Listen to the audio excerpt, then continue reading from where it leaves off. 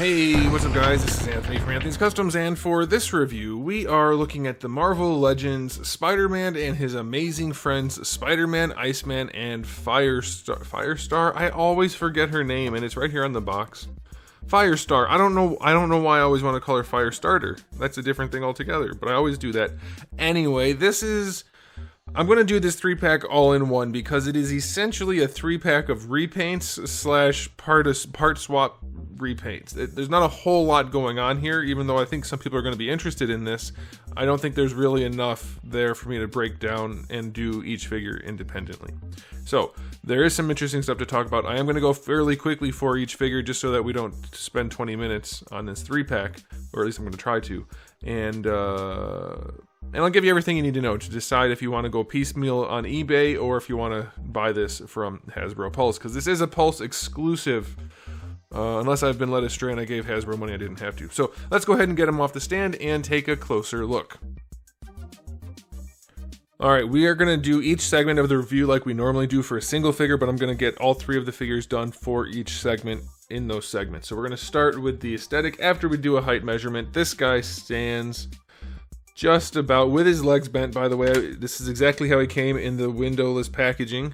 He was not in some kind of weird pose or anything, just a cardboard coffin, and his legs are warped like crazy. Thank you, Hasbro.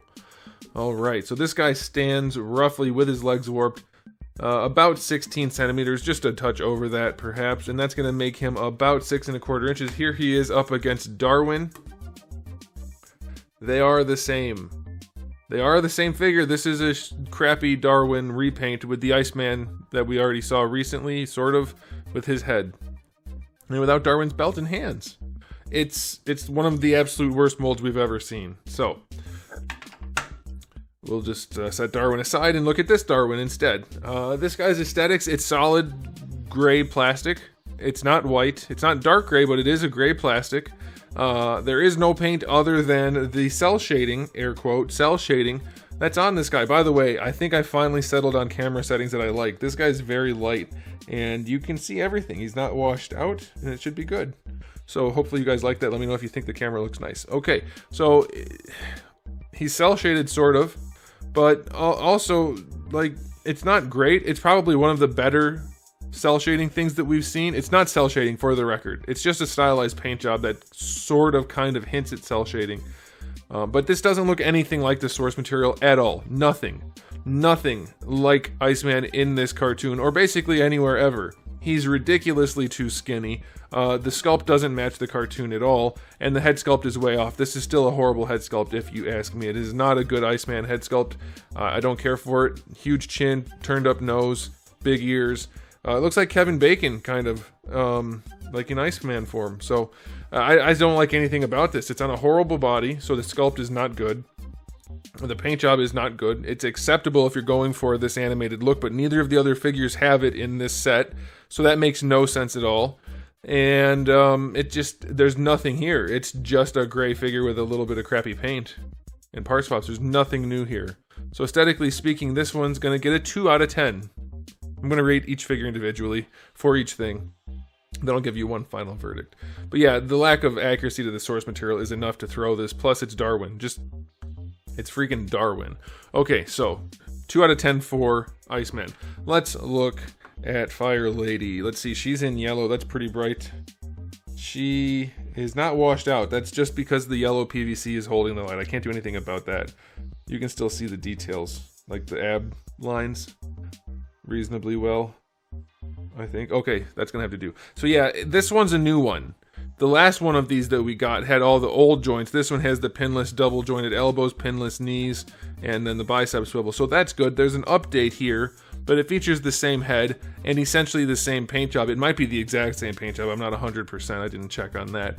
But it's just molded yellow plastic with the paint job on the boots and gloves, which isn't great. Like, if you look up close, I'm going to get her height measurement, don't worry. I don't know if it's showing up. There's like brown spots in the orange, or maybe it's red poking through.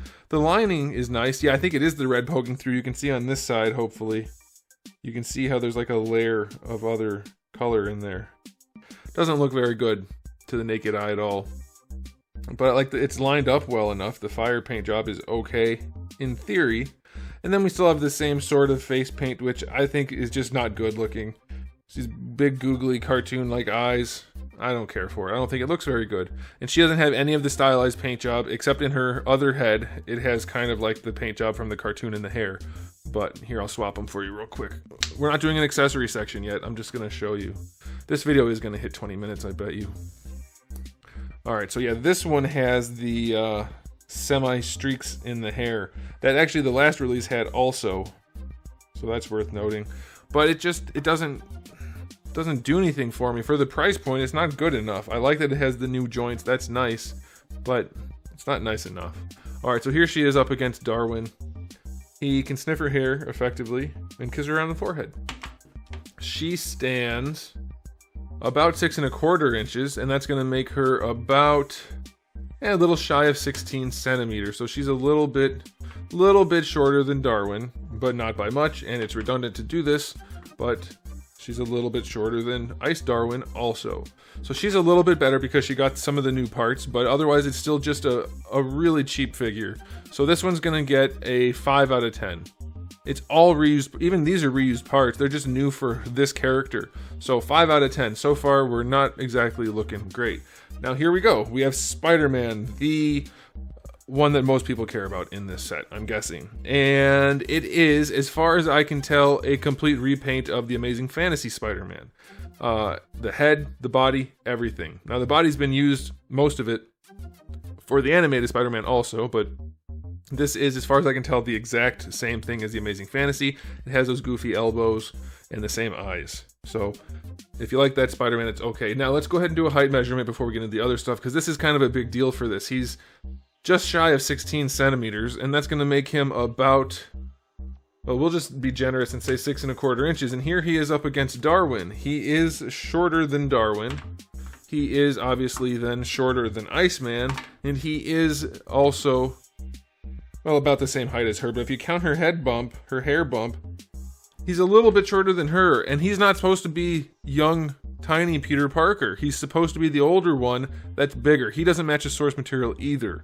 He's closer than Iceman, but this is the smaller body that shouldn't be used. I think it's actually a better body than the other one, like, technically speaking, but he's too small. He looks too small up against these people. So that's a bummer. The other bummer is, though, there's a lot of good stuff, we'll get to that in a second, is that his chest is too dark. All of the reds match pretty well except for his chest. It's very dark compared to the rest, so that's a bit of a bummer. And then his head sits a little bit high. But you can really see, or at least I hope you can. Yeah, you can. The face, the head is a lot brighter than the chest and neck area. And that's not great. The web lining is pretty good. The blue to red transition's pretty good. I like that. I like the way they did the waist. It's too thick for sure. The band is too thick. But they did that so that when you lean him, it doesn't have any weird breaks in it. So that's pretty good. I like that. I mean, I guess I like that. I don't know how else they could get around it, so that's okay. So yeah, it looks decent overall. There's a weird thing going on with the spider logo, and I noticed this on another figure recently. I can't remember who it was. It was Phoenix. She had, like, color all the way around her logo. Same thing for him. He's got blue all the way around the red spider logo. Like it's a decal or a sticker or something. I don't know why that's a thing that Hasbro's doing these days, but it is. So he could look a lot better. His eyes look good, but, you know, it's the same figure as before. So it's a repaint. It's a darker blue repaint, maybe too dark for the source material, but if you wanted a blue version of the Amazing Fantasy Spider-Man, this is the one for you. Is it particularly good? This elbow joint is hideous when you pose it. Reds don't match. Otherwise, it's okay. I'll give it a 7. So aesthetically speaking, we're kind of all over the board here. Nothing particularly impressive. So let's move on to the accessories. For Iceman, we get the 2 fist hands, we get the 2 open hands, and then we get a little chunk of ice. No paint on any of it. So it's okay, but it's not great. I'll go 6 out of 10, because we don't have anything to connect to his hands at all. Just a little chunk of ice for him to stand on. Not real thrilled with that. For Firestar, we have the 2 fist hands, we have 2 open hands, we have some fire swirlies, which are pretty well done, but they're the same fire swirlies we've seen a million times. And you do get the 2 different heads, the one with the cleaner looking goggles and the straight hair, and then we have the windswept hair and the goggles with the little floofies on the side. I don't care for the way they painted her eyes or the way they sculpted her face personally, but it's not terrible, so that's okay. I'll give her a 7 out of 10. I guess at least she has a little bit of a fire accessory. Oh wait, I forgot to include her dog, which is called, I didn't know this until I saw the back of the box, Ms. Lion. Let me check this. I gotta check it. Yep, Ms. Lion. It's a dog named Ms. Lion. I didn't know that until I looked at the box. But her dog is painted well enough. And it's okay. The neck poses. There's just a little bit of paint on the head, nothing on the body. So I'll give her a 7 out of 10 for accessories. It's fine. And then for Spider-Man, we do get the 2 fist hands, we get 2 thwipping hands, and then 2 wall crawling hands. Nothing exactly groundbreaking, earth-shattering here, but it's enough so he can have a 7 also. So far this set is not exactly impressing, but maybe it will with the articulation. I'm going to go really quick here because it's just Darwin. We've seen this before. That head does not fit well on that body. This is such a goofy looking body. Look at that. It looks like some kind of weird alien. Oh man. Well anyway, the head can look straight up, straight down. Obviously rotation. And then because it has a giant dislocating style ball peg, you get to do the creepy alien look. So whatever. Shoulders are on butterfly joints that don't really work.